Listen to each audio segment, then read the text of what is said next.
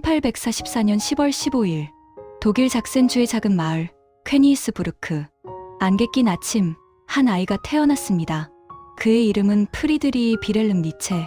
루터교 목사의 아들로 태어난 그에게 사람들은 거룩한 아이라는 별명을 붙였습니다. 하지만 그 아이의 눈빛에는 이상할 만큼 고요하지 않은 빛이 깃들어 있었죠. 그의 아버지 카를 루트비히 니체는 신을 전하는 사람이었습니다. 매일 교회 종소리에 맞춰 설교를 했고 푸른 제복을 입은 채 마을 사람들을 인도했습니다. 그의 목소리는 매일같이 하늘로 향했지만 그 소리 아래에서 어린 프리드리히는 늘 하늘이 아니라 땅을 바라보곤 했습니다. 어린 니체는 말이 적었습니다. 성경 이야기를 들으며도 그는 늘 혼자만의 생각에 잠겼다고 합니다. 신은 정말 인간을 위로하기 위해 존재하는가? 그 질문이 그의 어린 마음속에 조용히 피어올랐던 첫 의문이었죠. 그러나 평화로운 일상은 오래가지 않았습니다. 그가 5살이 되던 해 아버지가 원인도 모를 뇌질환으로 세상을 떠났습니다. 그는 어린 눈으로 아버지의 관을 바라보며 속삭였습니다. 신은 왜 신의 사람을 데려가는가? 그날 이후 소년의 신앙은 흔들리기 시작했습니다. 집안은 갑자기 슬픔에 잠겼습니다. 어머니 프란치스카는 어린 두 남매를 품었고 니체는 집안의 여인들 속에서 자라야 했습니다. 외할머니, 어머니, 여동생, 그리고 숙모들. 그 안에서 그는 침묵을 배웠습니다. 말보다 스스로의 생각을 감추는 법을 배운 것이죠. 학교에서는 신동이라 불렸습니다.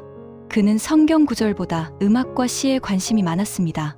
12살의 나이에 이미 바흐의 악보를 해석했고 글 속에서 인간의 고통을 읽어냈습니다.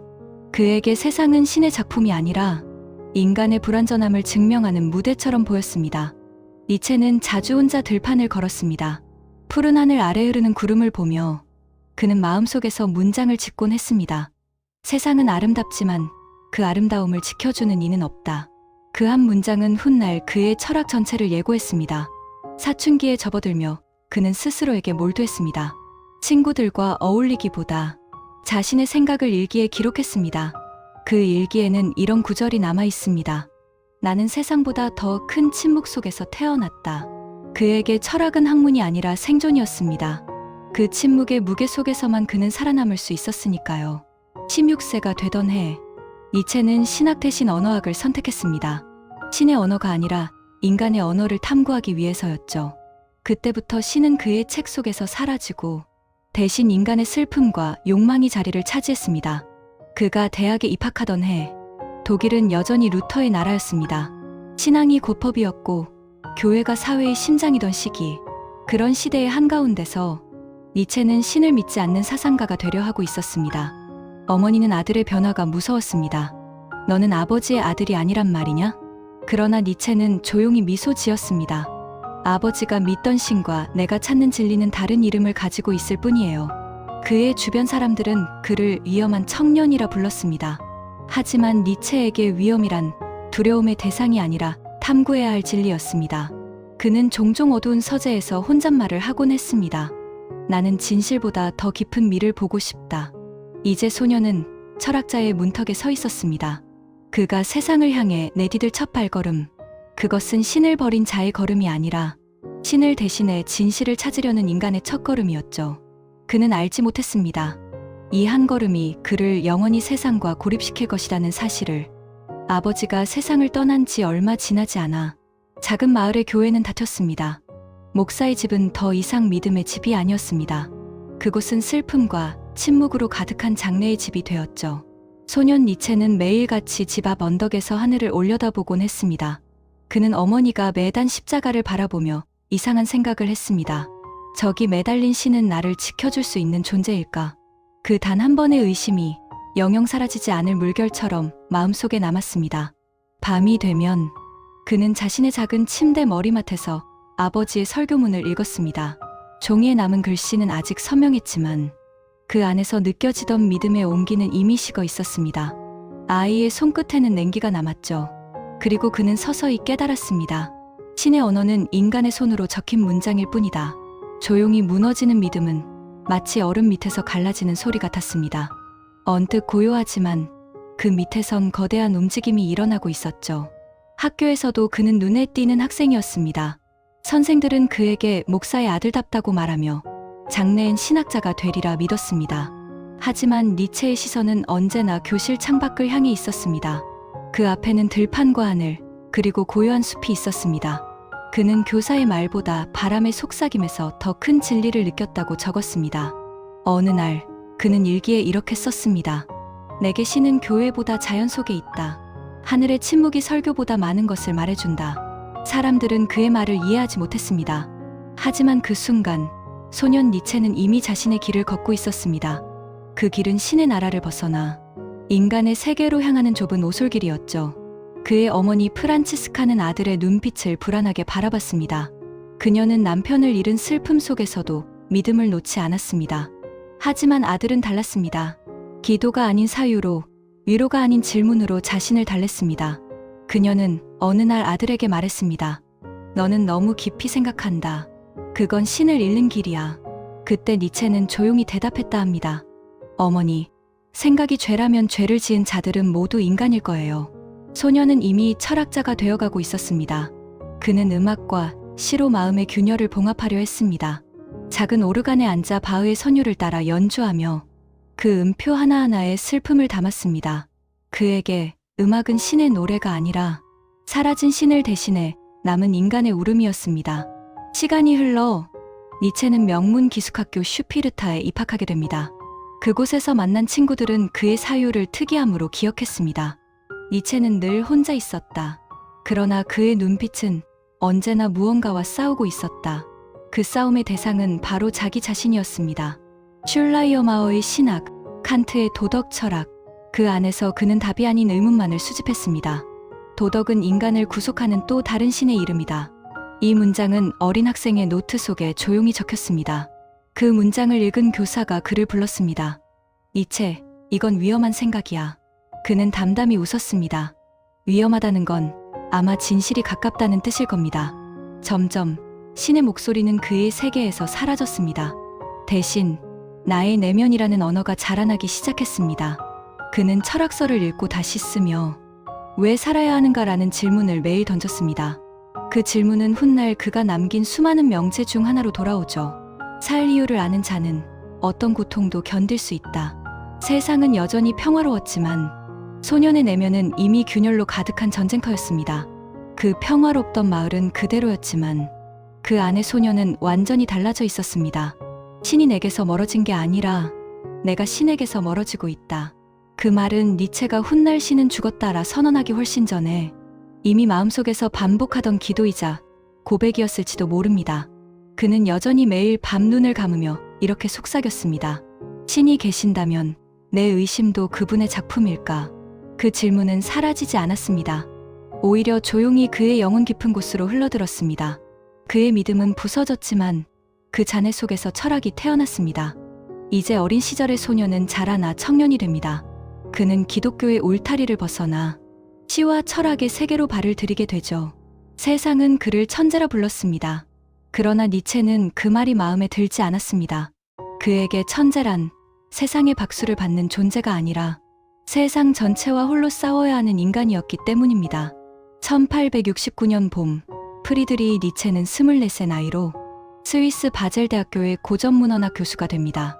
불과 몇 해 전까지 학생이었던 청년이 이제 학문을 가르치는 자리에 선 것이었죠. 그를 추천한 건 스승 리츠 교수였습니다. 그는 제자 니체를 향해 이렇게 말했습니다. 이 사람은 이미 철학의 언어로 신의 죽음을 예감하고 있다. 그의 첫 강의 주제는 비극의 탄생. 그는 고대 그리스의 예술 속에서 인간의 본질을 찾으려 했습니다. 학생들은 그의 열정에 놀랐지만 그의 열정이 지나치게 낯설다고 느꼈습니다. 그 이유는 단 하나였습니다. 니체의 수업엔 이성 대신 감정이 있었기 때문입니다. 그는 아폴론적 질서와 디오니소스적 관계라는 두 개념을 소개했습니다.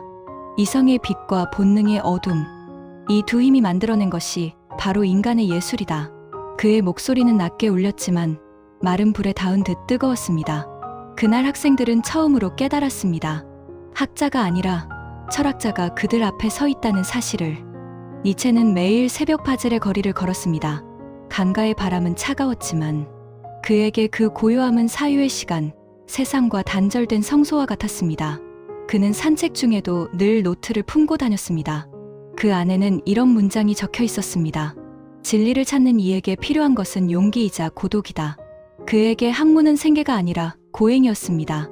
그는 교수로 임명되자마자 군복무를 면제받았습니다. 사람들은 그에게 부러움의 시선을 보냈습니다. 하지만 니체는 그들의 시선을 피했습니다. 그는 명예보다 진실을 원했고 지식보다 통찰을 좇았습니다. 그럴수록 주변과의 거리는 멀어졌습니다. 이 무렵 그의 삶을 뒤흔들 사건이 있었습니다. 바로 작곡가 리하르트 바그너와의 만남이었습니다.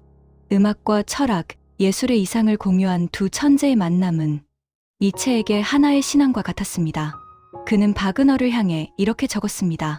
예술을 통해 신이 죽은 자리에 공백을 메우자. 그들에게 예술은 단순한 창조가 아니라 구원이었습니다. 하지만 그 관계는 너무 뜨거워서 오래가지 못했습니다.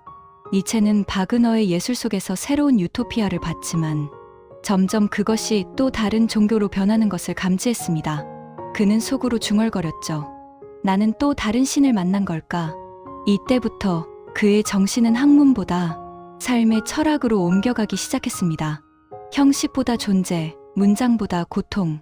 그는 그런 철학을 원했습니다. 하지만 세상은 그의 새로운 생각을 받아들일 준비가 되어 있지 않았습니다. 그의 논문은 이해받지 못했고 학계에서는 위험한 사유라는 낙인이 찍혔습니다. 젊은 교수의 명성은 순식간에 비이성적인 낭만주의자로 바뀌었죠. 그러나 니체는 미소 지었습니다. 그는 기록합니다. 세상이 나를 이해하지 못할수록 나는 세상의 진실에 가까워지고 있다. 그의 사상은 점점 깊어졌습니다. 그리스 비극의 혼돈 속에서 그는 인간 존재의 숙명을 읽어냈습니다. 그는 말했습니다. 삶은 단순한 고통이 아니다. 그 고통이 예술로 승화될 때 존재는 스스로 의미를 만든다. 이 문장은 훗날 비극의 탄생의 핵심으로 남게 됩니다. 교수로서의 생활은 안정적이었지만 그의 정신은 이미 다른 세계를 향하고 있었습니다. 그는 병약했고 자주 두통과 시력 저하에 시달렸습니다. 하지만 그 고통조차 글로 남겼습니다. 육체가 나를 배신할수록 정신은 더 멀리 도망간다. 24세의 천재는 세상에 이름을 남겼지만 그 이름 속엔 무수한 외로움이 깃들어 있었습니다. 그는 신을 잃은 후 이제 인간 사회에서도 고독해지고 있었습니다. 그러나 그 고독은 그의 가장 강한 무기가 되었습니다. 사람들이 행복을 찾을 때 그는 의미를 찾았고 사람들이 신의 구원을 바랄 때 그는 인간의 힘을 믿었습니다. 이제 세상은 그를 천재라 불렀지만 그는 속으로 이렇게 되뇌었습니다.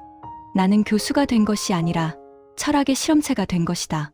젊은 나이에 이미 권위를 얻었지만 그 권위는 그를 구원하지 못했습니다.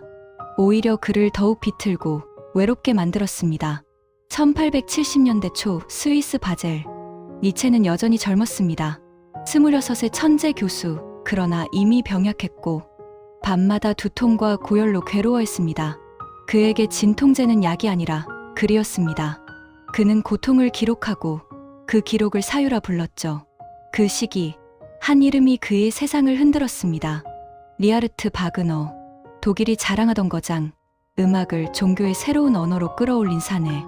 니체는 그를 흠모했습니다. 바그너의 음악을 처음 들은 날 그는 일기장에 이렇게 썼습니다. 이 소리는 신을 잃은 시대의 새로운 예배다. 파도처럼 밀려드는 관연하게 울림 속에서 니체는 자신이 잃어버린 믿음의 찬양을 들었습니다. 그에게 바그너는 목사보다 위대한 사제였고 음악은 설교보다 더 순수한 구원이었습니다. 1872년 니체는 비극의 탄생을 발표했습니다. 그 책은 바그너에게 바쳐진 찬가이자 인간 존재의 새로운 성서였습니다. 그는 고대 그리스의 이성적 신 아폴론과 본능과 에너지의 신 디오니소스를 대립시켰습니다. 그리고 선언했습니다. 예술은 인간의 고통을 견디게 만드는 유일한 신이다. 그 구절을 읽은 바그너는 경탄했습니다. 그는 니체에게 편지를 보냈습니다. 그대의 글 속에서 나는 내 음악을 본다. 두 사람은 그렇게 서로의 종교가 되었습니다. 니체는 자주 바그너 부부의 별장 루체른 근처의 트리브셴을 방문했습니다. 그곳은 바그너가 예술로 만든 성소였습니다. 집 안에는 악보와 진홍곡이 흘렀고 방마다 금빛 촛불이 대낮처럼 켜져 있었습니다. 니체는 그곳에서 처음으로 평화를 느꼈습니다. 호수의 물결과 피아노 소리 사이에서 그는 이렇게 중얼거렸습니다. 이곳이야말로 신없는 낙원이다. 그 시절의 니체는 바그너를 향한 편지를 쏟아냈습니다. 나의 예술은 당신의 음악을 설명하기 위해 존재합니다. 예술은 진리가 살아남는 단 하나의 방패입니다. 그는 바그너를 스승이자 구세주로 받들었죠. 그의 친구 프란츠 오베르백은 훗날 이렇게 회상했습니다.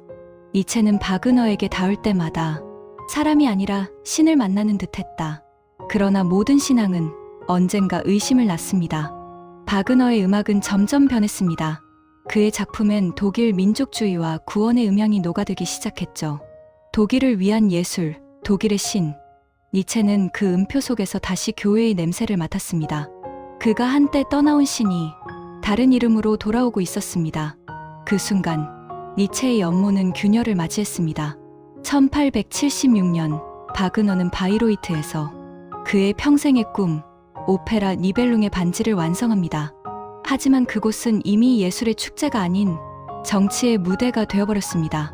귀족과 군인, 애국자들과 신앙인들로 가득한 홀. 바그너의 음악은 구원의 찬가였다기보다 독일의 선정가 아리아처럼 울려 퍼졌습니다. 그 무대에서 니체는 처음으로 자리를 박차고 나왔습니다. 그는 일기장에 이렇게 적었습니다. 나는 다시 신을 보았다. 이번엔 음악의 옷을 입고 있었다. 그에게 바그너는 더 이상 예술의 사제가 아니었습니다. 그는 권력의 제단 위에서 새로운 군중을 설교하는 또 다른 신이었습니다. 니체는 그날 이후 바그너의 집을 떠났습니다. 그의 마음속에 남은 건 실망이 아니라 깊은 배움이었습니다. 모든 신앙은 결국 숭배를 낳고 숭배는 언젠가 폭력으로 변한다. 그의 철학은 그 순간부터 형태를 달리하기 시작했습니다. 신을 버린 예술가에서 진리를 찾아 떠나는 고독한 인간으로 변모한 것이죠. 그는 점점 바그너를 떠올릴 때마다 허무와 감사, 두 감정을 동시에 느꼈습니다. 바그너가 없었다면 그는 인간의 심연을 꿰뚫지 못했을 것이고, 바그너 때문에 그는 다시 한번 인간을 미워하게 되었으니까요. 이후 두 사람은 서신 한 장으로 결별했습니다. 니체의 편지는 짧고 차가웠습니다. 이제 나는 나 자신을 사랑하기 위해 그대를 놓습니다. 세상은 그 결별을 이해하지 못했습니다. 철학과 예술의 단절이라 불렸고, 언론은 천재와 천재의 불화라 썼습니다. 하지만 니체의 내면은 다르게 흘렀습니다. 그는 바그너를 잃은 순간 비로소 자신 안에 남아있던 마지막 신의 잔해를 버렸던 겁니다. 그의 철학은 한층 더 깊고 어두워졌습니다. 그는 말했다. 사람은 신이 아니라 자기 안의 어둠과 싸워야 한다. 바그너와의 관계는 인간 존재에 대한 그의 인식을 송두리째 바꾸었습니다. 그는 이제 예술을 구원의 언어가 아니라 고통을 견디기 위한 인간의 발언으로 생각했습니다. 예술은 신의 노래가 아니라 신이 사라진 뒤 인간이 내는 침묵의 노래인 셈이었죠. 세월이 흘러 바그너가 세상을 떠났을 때 니체는 부고를 읽고 오랜 침묵에 젖었습니다.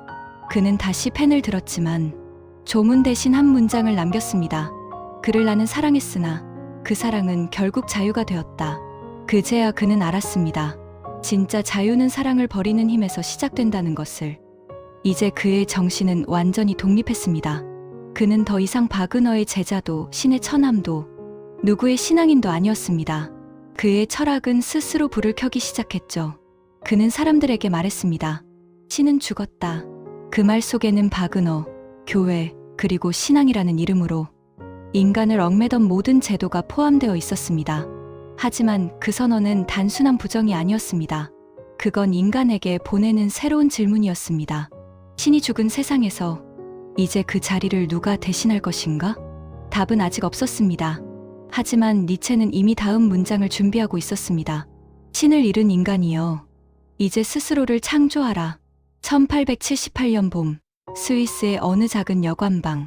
몸이 쇠약해진 니체는 원고 더미 속에 고개를 묻고 앉아 있었습니다. 그의 손끝은 떨렸고 눈은 거의 보이지 않았지만 펜끝은 여전히 종이를 긁고 있었습니다. 그날 그는 철학사의 한가운데에 남을 문장을 썼습니다. 신은 죽었다. 그리고 우리 인간이 그를 죽였다. 그 한 문장은 세상을 바꾸는 선언이었습니다. 그날의 새벽은 조용했지만 그 글 위에서는 천둥이 쳤습니다. 니체에게 이 문장은 단순한 무신론의 선포가 아니었습니다. 그에게 신의 죽음이란 철저히 인간의 사건이었죠. 중세를 지배한 신앙의 질서, 기독교적 가치와 도덕의 체계, 그 모든 절대적 기준이 무너진 시대의 진단이었습니다. 그는 세상을 바라보며 느렸지만 냉정하게 중얼거렸습니다. 우리는 하늘을 찢어버렸다. 그러나 하늘이 사라진 자리는 아직 아무것도 채워지지 않았다. 그가 살던 시대, 유럽은 이미 진보의 빛으로 가득했습니다. 과학은 신의 영역을 대신했고 산업은 하늘보다 인간의 손을 더 믿고 있었습니다. 하지만 니체의 눈에는 그것이 해방이 아니라 공허였습니다. 신을 잃은 인간은 자유를 얻은 것이 아니라 방향을 잃은 것이다. 그는 즐거운 학문 125절, 광인의 비유를 썼습니다. 광인은 시장 한가운데서 등불을 들고 외칩니다. 신을 잃어버렸다. 신이 죽었다. 그리고 우리가 그를 죽였다. 사람들은 비웃습니다. 광인은 되묻습니다. 이 피는 누가 닦아낼 것인가? 우리가 신을 죽였다면 우리는 그보다 위대한 존재가 되어야 하지 않겠는가? 그 장면은 철학사에서 가장 서늘한 장면으로 남아 있습니다. 니체는 말하고 있었습니다. 신 없는 세상에서 인간은 초인이 되어야 한다고. 다른 존재의 구원을 기다리지 않고 스스로 가치의 기준을 창조해야 한다고. 그의 철학은 파괴가 아니라 창조였습니다. 니체는 신의 죽음을 애도하지 않았습니다. 오히려 인간이 신의 자리로 올라가 삶을 다시 정의할 기회를 얻었다고 보았습니다. 이제 인간은 자기 자신을 넘어야 한다. 그것이 초인의 길이다. 그는 또 다른 문장을 남겼습니다. 하늘이 비었다면 이제 우리는 우리 자신을 하늘로 만들자. 그 말은 해방의 선언이자 저주였습니다. 신의 부재는 동시에 인간의 책임을 절대적으로 늘렸으니까요. 더 이상 선과 악의 경계는 하늘에서 내려오지 않았습니다. 모든 판단은 인간의 어깨 위에 놓였습니다. 니체는 한동안 극심한 고독에 빠졌습니다. 그의 책은 외면당했고 교회는 그를 불경한 자로 저주했습니다. 신이 죽었다는 말을 들은 사람들은 분노했습니다. 그러나 니체를 두렵게 한 건 외부의 비난이 아니라 그 자신이 마주한 끝없는 허무였습니다. 신이 없다는 것은 동시에 모든 존재의 근거가 사라졌다는 뜻이었으니까요. 그의 일기 속에는 이런 구절이 남습니다. 하늘은 빈 종이와 같다. 나는 그 위에 다시 의미를 써 내려가야만 한다. 그는 무너진 신앙 대신 인간의 의지, 힘의 철학을 세우려 했습니다. 의지야말로 인간이 스스로를 창조하는 도약의 힘이라 믿었죠. 그는 글마다 새로운 윤리와 새로운 인간상을 설계했습니다. 가치의 재평가. 이 말은 그의 후기 철학 전체를 꿰뚫습니다. 선과 악, 진리와 거짓. 이 모든 도덕의 축을 새로 그리겠다는 선언이었습니다. 그에게 신은 정말 죽은 존재였을까? 아마 니체가 죽이고자 한 건 존재로서의 신이 아니라 신의 이름으로 인간을 구속해온 체계와 두려움이었습니다. 그는 신을 부정하면서도 그 부정 안에서 인간이 신의 창조적 힘을 닮아가길 바랐던 겁니다. 그는 차라투스트라는 이렇게 말했다 해서 이렇게 썼습니다. 인간은 밧줄 위의 존재다. 짐승과 초인 사이의 줄 위를 흔들리며 걷는다. 그 밧줄은 구원의 길이 아니라 투쟁의 길이었죠. 신의 사라진 자리에 공허가 있다면 그 공허 속에서 의미를 스스로 만들어야 합니다.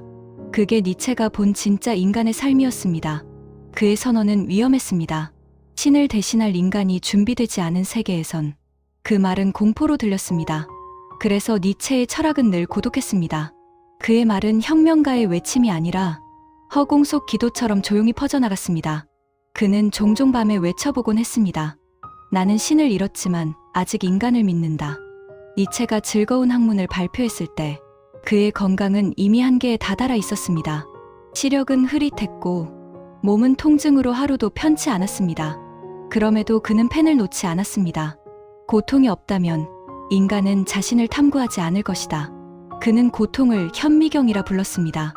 현미경으로 자신을 들여다보며 그 안에서 신의 그림자를 찾아냈던 것이죠. 그가 말한 신의 죽음은 결국 인간 안에서 신의 흔적이 소멸하는 과정이었습니다. 그것은 부정의 문장이 아니라 새로운 책임의 문장이었습니다.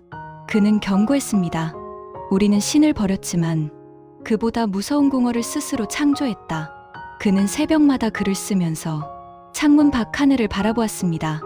별빛 아래서 그는 다시 한번 종이에 써내려갔습니다. 신이 없는 세계는 무섭지 않다. 무서운 것은 인간이 아무 의미 없이 살아가는 것이다. 그가 보려던 건 절망이 아니었습니다.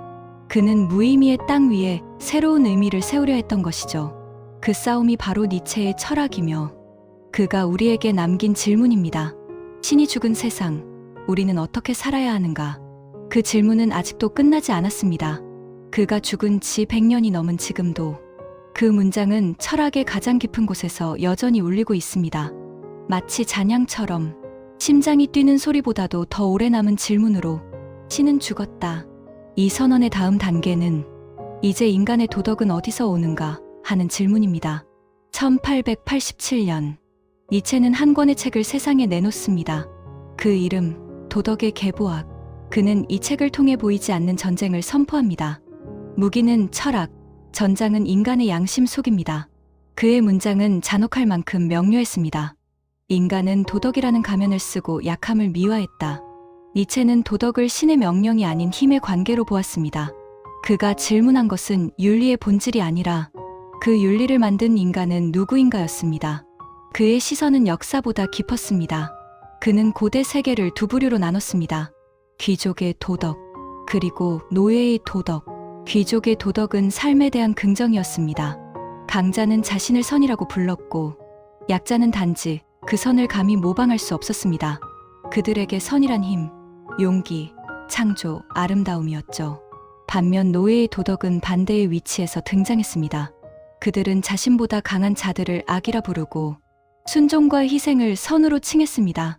그 도덕은 복수할 수 없는 자들의 반응, 즉 원한의 산물이었습니다. 니체는 이 원한이 인간 역사 전체를 바꿔놓았다고 말했습니다.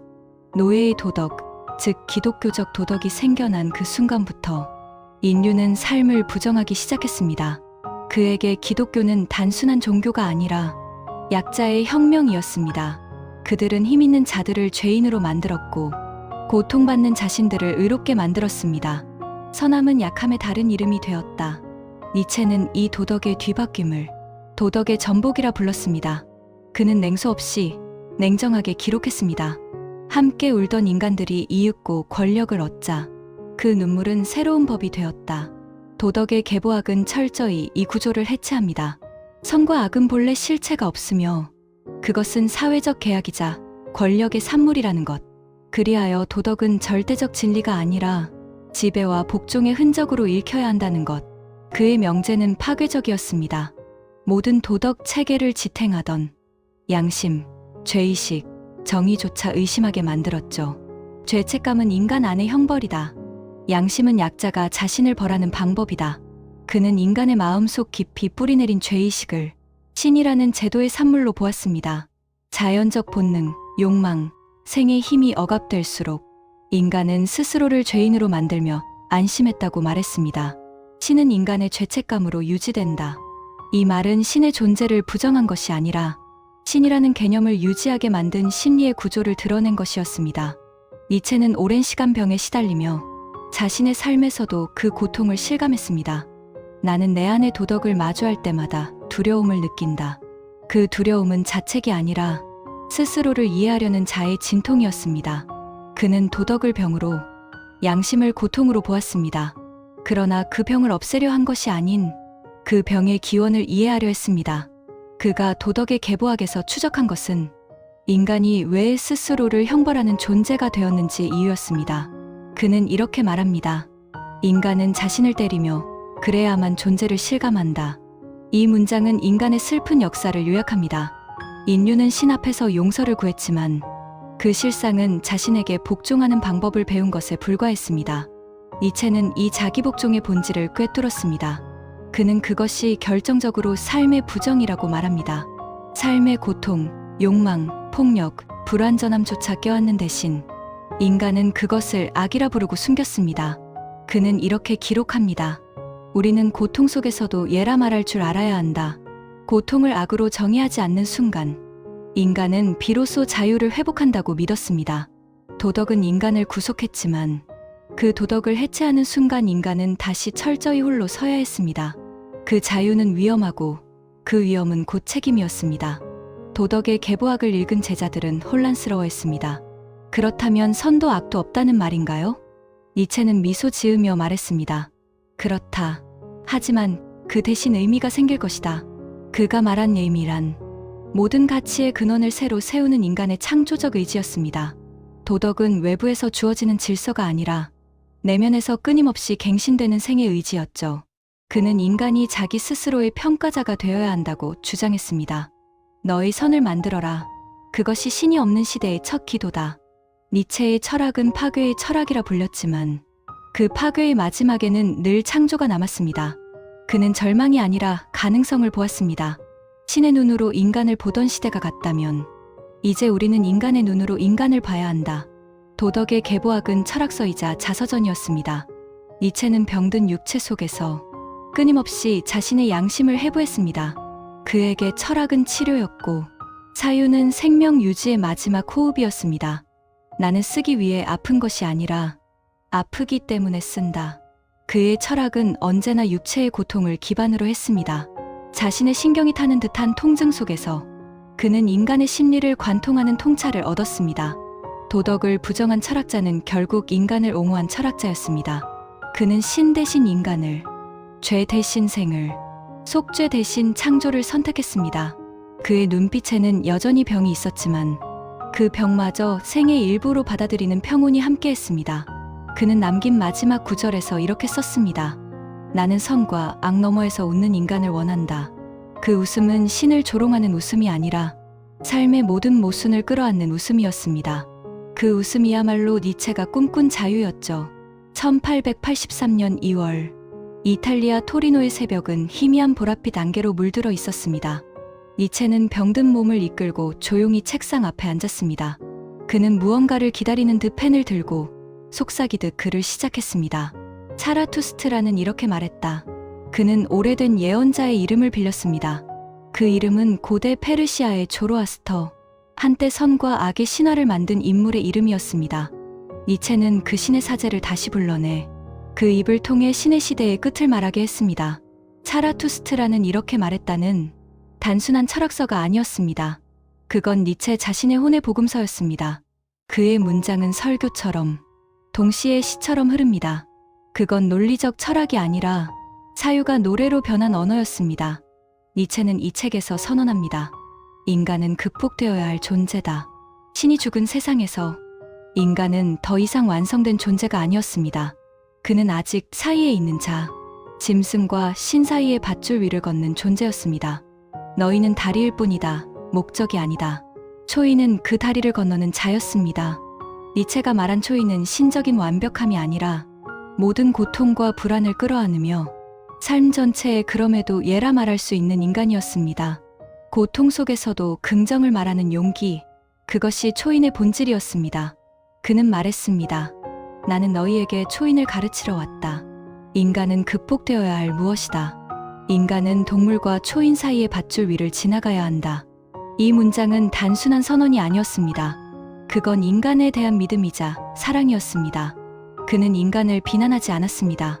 오히려 약한 인간, 불완전한 인간을 향해 그 불완전함 속에서 더 높이 오르라고 외쳤습니다. 니체의 초인은 세상을 지배하는 영웅이 아니라 자기 자신을 지배하는 인간이었습니다. 그는 이렇게 적습니다.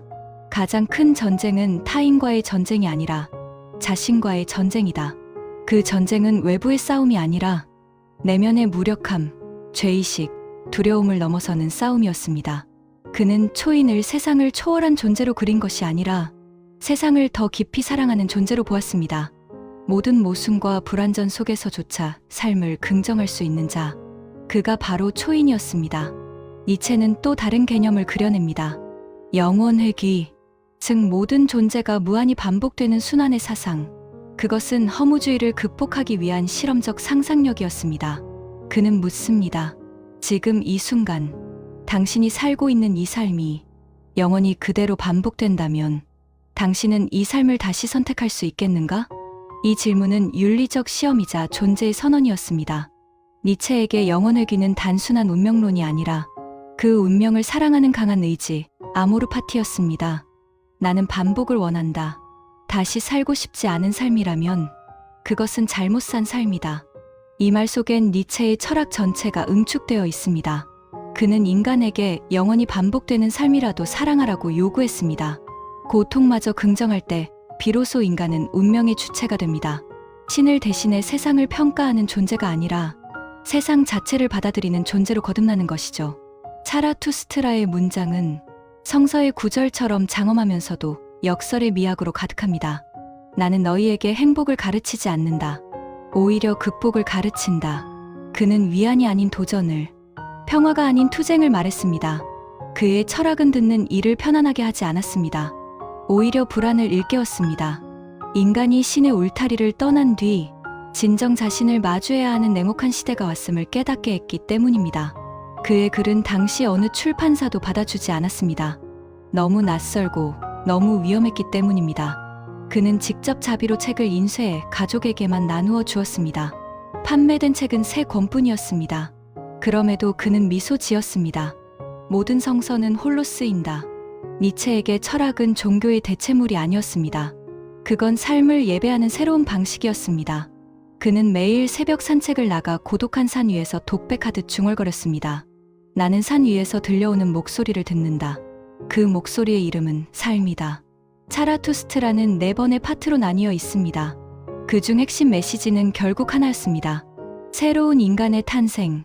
이 책은 니체가 자신에게 보낸 연설문이었고 세상을 향한 경고문이기도 했습니다. 그는 말했습니다. 나는 인간을 덜 사랑하지 않는다.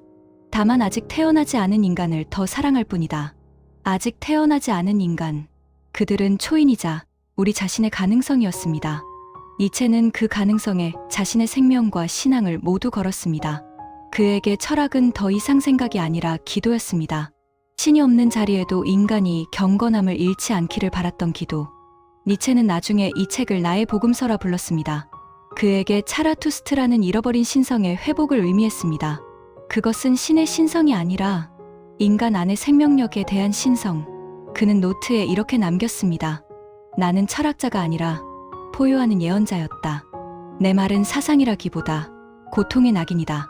그의 예언은 시대를 앞서가고 있었기에 그의 말은 곧 외로움이었습니다. 차라투스트라가 출간된 지 수년 후에도 세상은 여전히 그 책을 이해하지 못했습니다. 하지만 그 이해되지 못함 속에서 철학은 더더욱 불멸이 되었습니다. 니체는 훗날 이렇게 회상했습니다. 나는 나의 책을 쓰기 위해 내 몸을 희생했다. 그러나 그 고통 덕분에 나는 신의 죽음 이후에도 신성의 냄새를 기억할 수 있었다. 그 말처럼 차라투스트라는 단순히 철학의 책이 아니라 신의 부재 속에서도 신성의 잔향을 보존하려는 인간의 기록이었습니다. 그건 삶의 성서였죠. 책을 덮은 뒤 니체는 조용히 속삭였습니다. 이제 나의 신은 인간이다. 차라투스트라를 세상에 내놓은 뒤 니체는 더 이상 철학 강단에 서지 않았습니다. 그의 몸은 병들었고 그의 정신은 점점 깊은 안개 속으로 들어가고 있었습니다. 하지만 그 속에서도 그가 쥔 펜은 멈추지 않았습니다.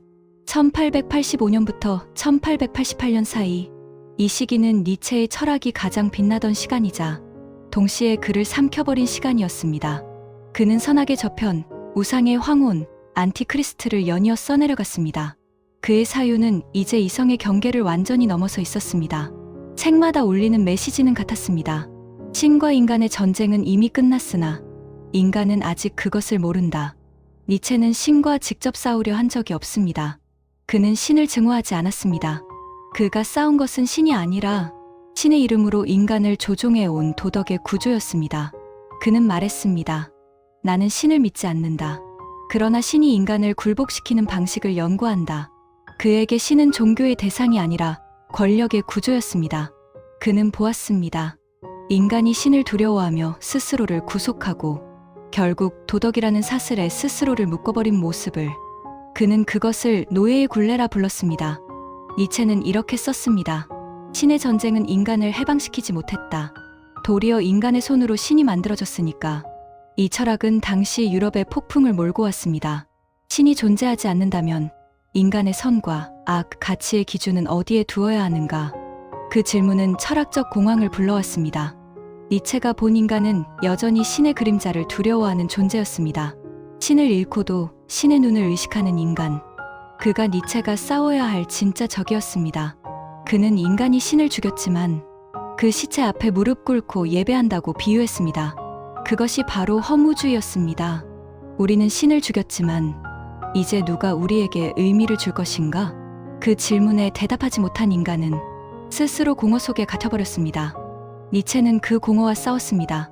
그는 허무 가운데서도 얘라고 말할 수 있는 의지를 찾으려 했습니다. 그의 전쟁은 신과의 싸움이 아니라 허무와의 싸움이었습니다. 그는 독하게 기록했습니다. 나는 인간이 아니라 범계다.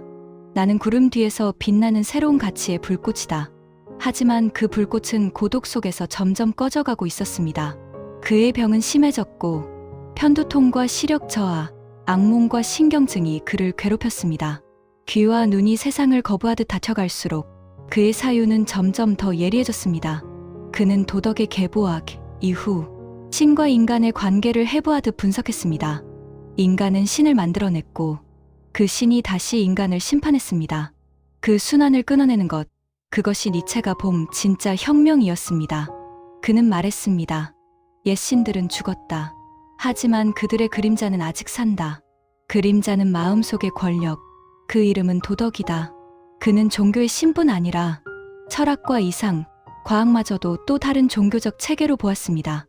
이성조차 절대적 진리의 환상을 만들어 인간을 속박한다고 봤습니다. 그는 인간에게 이렇게 경고했습니다. 너희는 신을 버렸지만 그 자리에 진리를 세워 또 다른 신을 만들지 않았는가? 그 말은 당시 학계에 폭탄을 던진 것이나 마찬가지였습니다. 철학자들이 절대 진리를 탐구하던 전통 자체를 뒤흔드는 말이었죠. 니체는 이제 신과 직접 싸워 이긴 인간이 아니라 자신 안의 신을 몰아내려는 인간을 그리고 있었습니다. 그 싸움은 외부가 아닌 가장 내밀한 내면에서 벌어지는 전쟁이었습니다. 그는 노트 가장자리에 이런 문장을 적었습니다. 진짜 성전은 머릿속에서 일어난다. 그의 사상은 점점 더 불안정해졌습니다. 병든 육체는 그의 철학을 따라가지 못했습니다. 몸이 무너질수록 사유는 신의 형상을 더 세밀하게 파괴했습니다. 1888년 니체는 안티크리스트를 집필했습니다. 그는 이 책의 첫 구절에서 이렇게 외쳤습니다. 기독교는 인간의 비극을 거짓으로 만든 종교다. 그는 예수를 부정하지 않았습니다. 오히려 예수를 진정으로 살아있는 인간이라 보았고 그 예수가 죽은 뒤 만들어진 교회를 공격했습니다. 그에게 교회는 예수의 순수한 삶을 도덕과 권력의 언어로 변질시킨 조직체였습니다. 예수를 따르던 종교가 결국 예수를 죽였다. 그 모순이 니체가 본 신과 인간의 전쟁의 본질이었습니다. 니체는 이렇게 썼습니다. 오늘날 인간은 신보다 더 불쌍하다. 왜냐하면 스스로 만든 신과 아직도 싸우고 있기 때문이다. 그의 글은 격렬했지만 그 끝에는 언제나 슬픔이 있었습니다. 그에게 신의 죽음이란 기쁨이 아니라 상실이었습니다. 그는 신을 사랑했으나 그 사랑을 잃음으로써 비로소 인간을 이해했습니다. 어느 날 그는 창밖의 구름을 바라보며 조용히 이렇게 읊조렸습니다. 나는 신과 싸웠고 이제 나 자신과 싸운다. 그 전쟁은 미래의 철학자들을 위해 이어졌습니다. 키에르케고르, 하이데거, 카미, 사르트르, 그들은 모두 니체의 어둠 속에서 사유를 시작했습니다. 니체는 그 어둠 속에서 결국 자신을 잃어갔습니다. 그의 철학은 완성되어 갔지만 그의 정신은 점점 무너지고 있었습니다. 신을 몰아낸 자리에서 그는 인간을 다시 신으로 세웠지만 그 인간 역시 결코 완전하지 않았습니다. 그는 일기에 이렇게 남겼습니다. 나는 하늘의 신을 죽였지만 내 안의 신은 아직 죽지 않았다. 그 말처럼 그의 전쟁은 끝나지 않았습니다. 그의 몸은 무너졌지만 그의 정신은 아직도 그 전쟁의 폐허속을 걷고 있었습니다.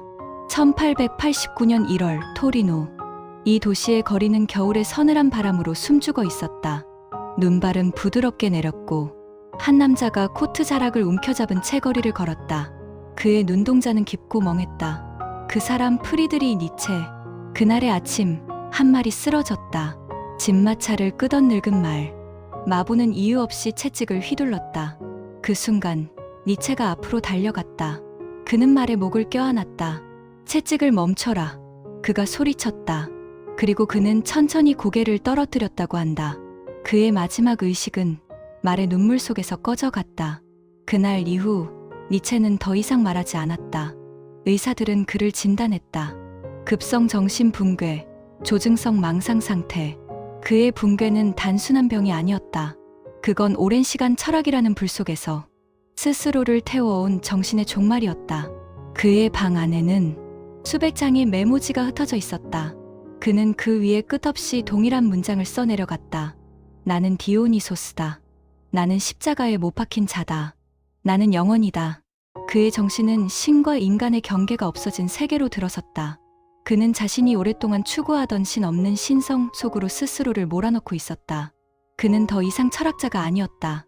그는 스스로의 철학이 된 사람이었다. 병상에 누운 그를 돌본 사람은 여동생 엘리자베트였다. 그녀는 형의 문장 하나하나를 수집해 정리했고 때로는 눈물을 훔치며 말했다. 형의 눈빛은 여전히 살아있었어요. 하지만 그 눈은 더 이상 나를 보지 않았어요. 그의 삶은 이제 침묵 속에서 흘러갔다.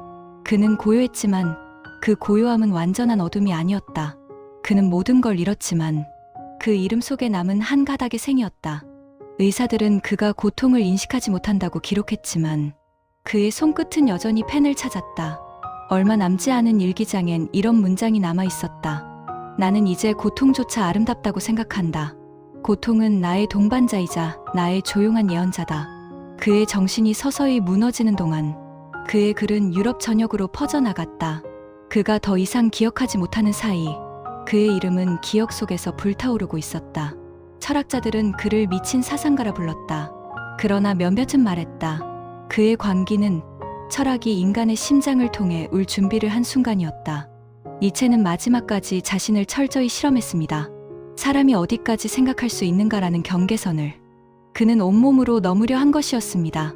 그가 붕괴하던 1889년 그는 아직 45살이었습니다. 인생의 한가운데서 그는 자신이 만든 개념 초인의 문턱에 다다랐습니다. 그러나 그 초인은 완성되지 못한 채 한 인간의 육체와 함께 무너졌습니다. 니체가 무너진 이유는 단순하지 않습니다. 그의 몸은 병들었지만 그의 정신은 지나치게 맑았기 때문이었습니다. 세상보다 더 많은 진실을 본 사람은 결국 세상으로부터 고립될 수밖에 없었으니까요. 그는 철학의 마지막 순간을 저 너머로 넘기려 했습니다. 그러나 인간 니체는 육체라는 울타리 안에 갇혀 있었습니다. 그 경계선이 부서지는 순간 그의 정신은 폭발처럼 터져버렸던 것입니다. 그의 붕괴는 어쩌면 예고된 구원일지도 몰랐습니다. 그는 살아있는 동안 스스로를 해체했고 이제 남은 것은 형태 없는 사고뿐이었죠. 그의 친구 오베르백은 나중에 이렇게 회상했습니다. 그는 마지막에 미친 것이 아니다. 오히려 인간의 언어로 표현할 수 없는 선을 넘어버렸을 뿐이다. 니체에게 광기는 패배가 아니라 사유의 한계를 넘어선 인간의 마지막 무대였습니다.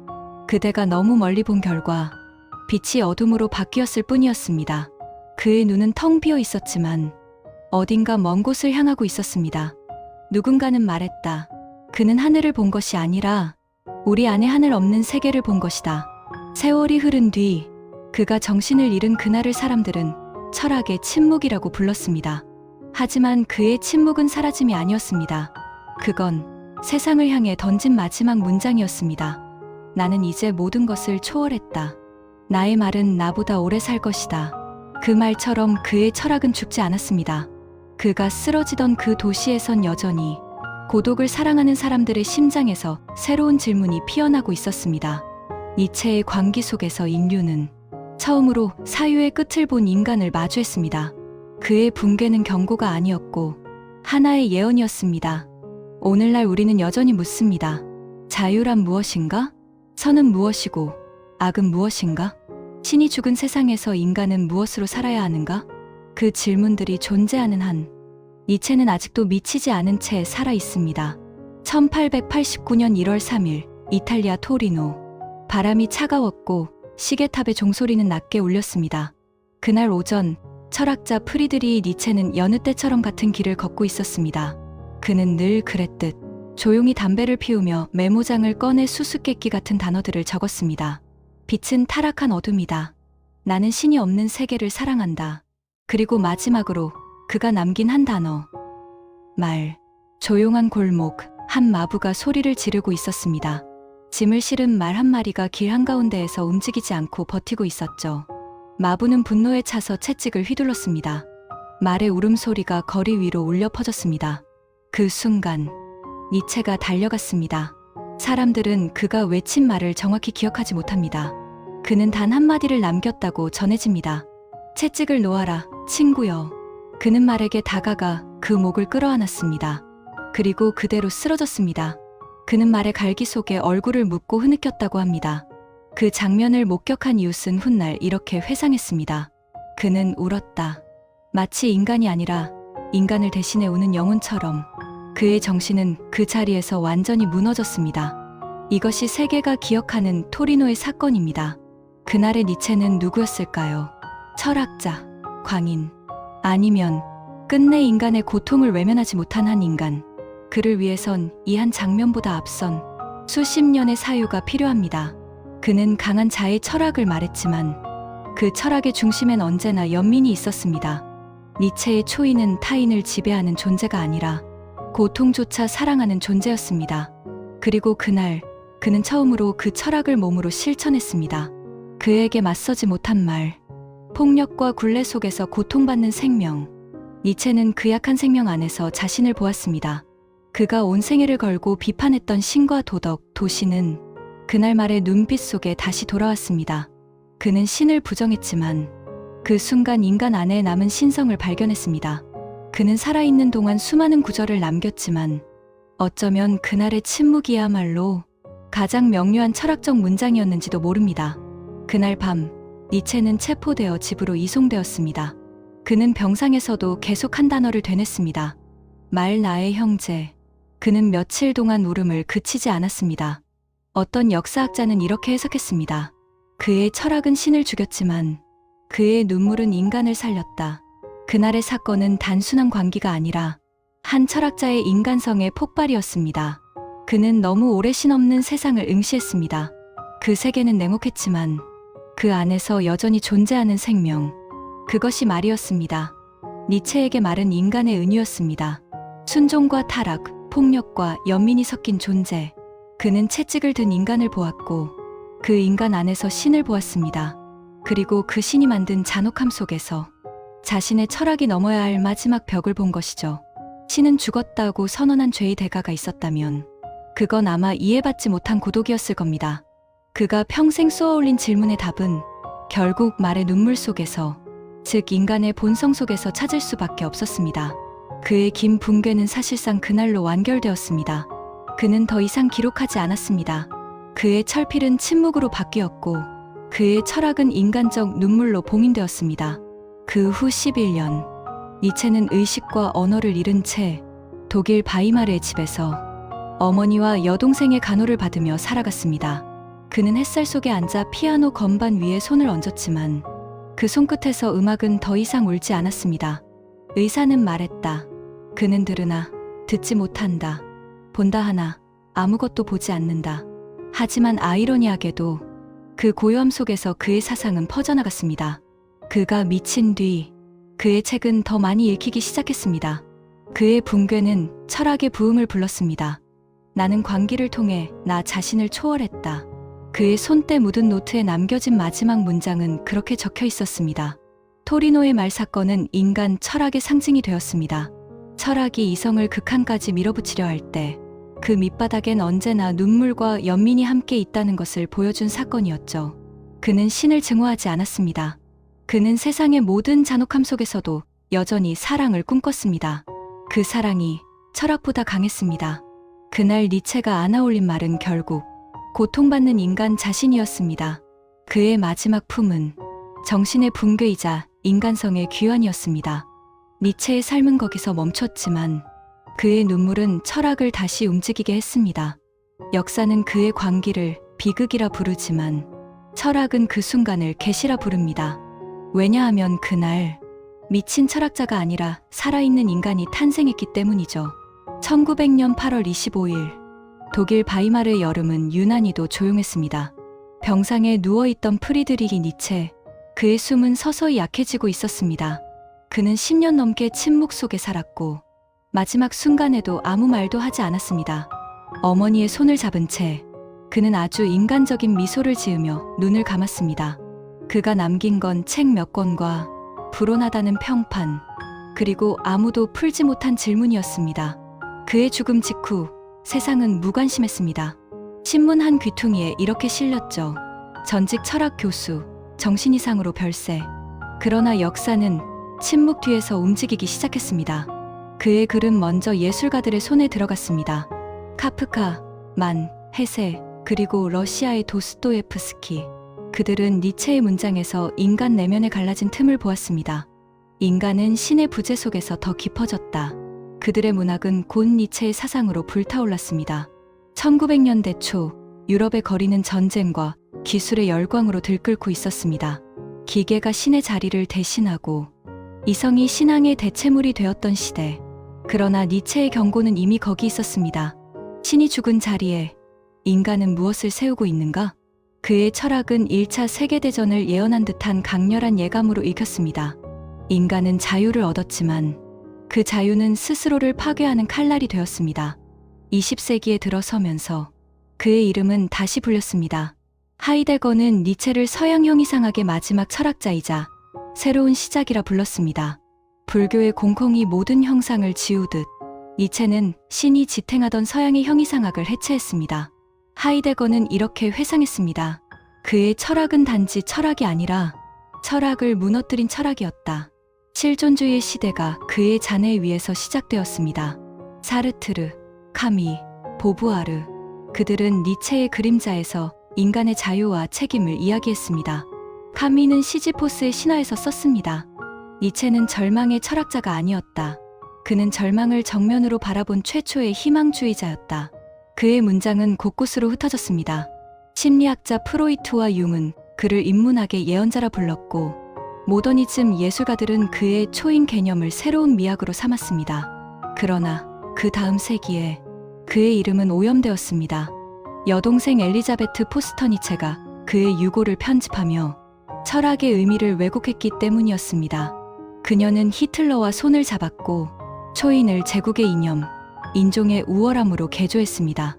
니체의 책은 나치의 서가에 꽂혔고 희망의 철학은 전쟁의 슬로건으로 바뀌었습니다. 그가 평생 싸웠던 권력의 신이 그의 이름으로 다시 태어난 비극이었습니다. 전쟁이 끝난 뒤 학자들은 그의 원문을 수집하며 왜곡을 바로잡았습니다. 그들은 말했다. 니체는 권력의 논리를 찬양한 적이 없다. 그는 인간 내부의 권력 충동을 해부한 것이다. 그의 사유는 다시 살아났습니다. 그가 말했던 초인은 지배자가 아니라 파괴된 세계 속에서도 창조를 포기하지 않는 자로 재해석되었습니다. 그의 철학은 오만의 언어가 아니라 불안의 언어였다는 사실이 밝혀졌습니다. 니체의 사상은 예술과 정신분석, 문학, 영화, 그리고 오늘의 현대 철학에까지 퍼졌습니다. 지식의 체계가 붕괴된 21세기, 신없는 인간의 시대를 사는 우리에게 그의 질문은 다시 되돌아왔습니다. 너는 무엇을 신이라 부르는가? 니체의 문장은 여전히 위험합니다. 그의 어휘 하나하나가 인간의 자만, 윤리, 종교, 시스템을 위태롭게 흔듭니다. 하지만 그 위험 속에서 우리의 사유는 다시 시작됩니다. 오늘날 철학자들은 말합니다. 철학은 미친 자를 기억해야 한다. 왜냐하면 그 미친 자가 철학을 사람의 언어로 피와 눈물로 변하게 만들었기 때문입니다. 지성의 역사에서 광기는 언제나 다른 이름으로 불려왔습니다. 소크라테스의 독배, 파스칼의 침묵, 괴델의 번뇌, 그리고 니체의 눈물. 그들은 모두 인간이 이성으로 견딜 수 없는 세계를 본 사람들이었습니다. 니체의 붕괴 이후 철학은 더 이상 신의 이름으로 말하지 않았습니다. 모든 사상은 인간의 내면으로 향했습니다. 그는 신을 몰아내고 대신 인간의 영혼을 세계의 중심에 세웠습니다. 그가 죽은 뒤 바이마르의 집벽에는 그의 말 한 구절이 새겨졌습니다. 나는 인간을 사랑한다. 그가 아직 미완성이기 때문이다. 니체는 사라졌지만 그 미완성의 인간은 여전히 살아 있습니다. 학자들이 분석하지 못한 진짜 니체의 얼굴은 책 속이 아니라 우리 마음속 불안 속에 남아 있습니다. 그는 우리에게 완성된 교리를 주지 않았습니다. 대신 미완의 질문을 남겼습니다. 그 질문이 철학을, 인간을, 그리고 세상의 흐름을 다시 움직였습니다. 철학은 아직도 그를 기억합니다. 왜냐하면 니체는 철학이 스스로 인간임을 증명한 마지막 저자였기 때문입니다. 그의 무너진 정신은 미친 자의 전설이 아니라 생각하는 인간이라는 사실의 증명이 되었습니다. 그리고 그 증명은 그가 사라진 지 100년이 넘은 지금에도 우리 삶의 가장 깊은 질문 속에서 계속되고 있습니다. 좋아요. 이번 12부 누이 엘리자베트의 그림자를 마지막 장으로 하면서 이 니체 시리즈를 하나의 완결 서사로 닫겠습니다. 이 편은 니체 사후 그의 철학을 이용해 자신의 이상과 권력을 엮어버린 여동생 엘리자베트 포르스터 니체의 이야기입니다. 진리의 그림자, 사상은 태어난 사람의 손을 떠난 순간부터 다른 목소리로 변한다는 철학적 결말을 담았어요. 1900년 니체가 세상을 떠난 뒤 그의 마지막 침묵을 지켜보던 여동생 엘리자베트는 형의 책상 위에 남은 원고 뭉치를 바라보며 한참을 서 있었습니다. 그 페이지마다 남은 것은 철학이 아니라 삶의 잔해처럼 보이는 문장들이었습니다. 낙서, 단어, 지워진 인용문, 불완전한 단락. 그녀는 그 잔해들 속에서 형의 불멸을 본 것 같았습니다. 하지만 그것이 오히려 철학의 변질의 시작이었죠. 엘리자베트 포르스터 니체. 그녀는 처음엔 형의 가장 충실한 조력자였습니다. 그러나 시간이 흐르며 그녀는 형의 사상을 세상이 이해하는 언어로 바꾸려 했습니다. 형의 글은 너무 어렵고 위험하다. 이걸 세상 사람들에게 맞게 만들어야 해. 그녀의 손에서 니체의 문장은 변했습니다. 그녀는 형의 미완의 문장을 편집하며 자신의 정치적 신념과 시대의 열망을 덧칠했습니다. 철학자의 언어가 이데올로기의 언어로 바뀌기 시작한 겁니다. 엘리자베트는 형의 사유를 자신의 야망으로 옮겨갔습니다. 그녀는 독일의 민족주의자 남편 베르나르트 포르스터와 함께 남미 파라과이에 순수 아리안 식민지를 세우려 했습니다. 그 실패 이후 그녀는 독일로 돌아와 형의 이름을 통해 명예의 복원을 꿈꾸기 시작했습니다. 그녀의 편집 아래에서 권력의 의지가 탄생했습니다. 니체 자신이 출간하지 않았던 미완의 노트와 단편들을 그녀가 한 권의 완성된 철학서로 엮은 것이죠. 하지만 그 안의 메시지는 이미 달라져 있었습니다. 인간의 창조적 의지는 국가의 지배 본능으로 바뀌었고 초인은 우월한 인종으로 바뀌었습니다. 니체가 도덕을 해체하며 다시 세우려 했던 새로운 가치는 엘리자베트의 손에서 새로운 권력의 명분이 되었습니다. 그녀는 형의 사상을 민족주의와 반유대주의의 언어로 해석했고 이후 그 왜곡된 니체는 히틀러와 나치 독일의 철학적 아이콘으로 부활했습니다. 1934년 히틀러는 바이마르에 있는 니체 아카이브를 방문했습니다. 엘리자베트는 흰 드레스를 입고 형의 유품이 전시된 서가 옆에서 그를 맞이했습니다. 언론의 카메라가 그 순간을 기록했습니다. 히틀러는 니체의 흉상 앞에 서서 헌화했고 엘리자베트는 미소 지었습니다. 그녀는 말했다. 이제 형의 철학은 제국의 심장을 뛰게 할 것입니다. 그 웃음은 역사의 가장 잔혹한 오역으로 남았습니다. 니체가 평생 쌓아왔던 집단의 신앙, 그 절대적 구속이 결국 그의 이름으로 부활한 순간이었죠. 그가 죽인 신은 또 다른 얼굴로 되살아났습니다. 전쟁의 불길 속에서 그의 문장은 왜곡되며 다시 태어났습니다. 신은 죽었다는 외침은 민족의 신은 살아있다는 선전으로 바뀌어버렸습니다. 그러나 시간이 흘러 2차 세계대전이 끝나고 그 잿더미 위에 남은 것은 철학자가 아닌 그의 진짜 얼굴, 인간 니체였습니다. 학자들은 엘리자베트의 편집본을 폐기하고 니체가 남긴 원고를 다시 모았습니다. 가장자리의 낙서, 중간에 끊긴 단어, 심지어 문장의 흔들린 획까지 복원했습니다. 그 안에는 전혀 다른 진실이 있었습니다. 그는 인종이나 권력을 말한 적이 없었습니다. 그의 초인은 지배자가 아니라 창조자였고 그의 철학은 폭력이 아니라 가능성의 선언이었습니다. 너 자신이 되어라. 이 한 문장이 그의 철학의 전부였습니다. 그건 누구를 향한 구호가 아니라 자신을 향한 속삭임이었죠. 엘리자베트는 형의 이름으로 오래 살았습니다. 1943년 그녀는 90세로 세상을 떠났습니다. 죽기 전 그녀의 일기에는 이런 문장이 있습니다. 나는 형을 사랑했다. 그러나 사랑은 때로 이해하지 못한 채 파괴하기도 한다. 니체의 철학은 오해받은 채 태어났고 왜곡된 채 살아있었지만 시간은 결국 그 그림자를 걷어냈습니다. 오늘 우리가 읽는 니체는 엘리자베트의 손을 떠나 다시 인간 니체의 품으로 돌아왔습니다. 그의 사상은 여전히 불안하고 불완전하며 동시에 살아있습니다. 다른 철학자들의 책이 체계라는 집을 지었다면 니체의 글은 모래 위의 불길 같아요. 손으로 잡을 수 없지만 어둠 속에서 그 빛의 의지의 길을 찾게 됩니다. 니체가 남긴 가장 마지막 문장은 이랬습니다. 모든 위대한 사랑은 오해로부터 시작된다. 그리고 모든 철학은 그 오해를 용서하는 일이다. 이제 우리는 압니다. 그의 철학은 미완으로 끝나야 했기에 완전했습니다. 철학은 그를 미친 자로 기억했지만 인류는 결국 그를 처음으로 인간을 이해한 사람으로 기억하게 되었습니다. 그의 철학이 묻는 마지막 질문은 아직도 이렇게 우리 속에서 울리고 있습니다. 신의 자리를 비운 그대여, 이제 그 안에 무엇을 채울 것인가? 엔딩 내레이션. 광기 속에서도 인간은 스스로를 사랑하려 했다. 니체가 사라진 지 한 세기가 넘었지만 그의 질문은 여전히 오늘의 우리를 향해 있다. 신은 죽었으나 사유는 살아있다.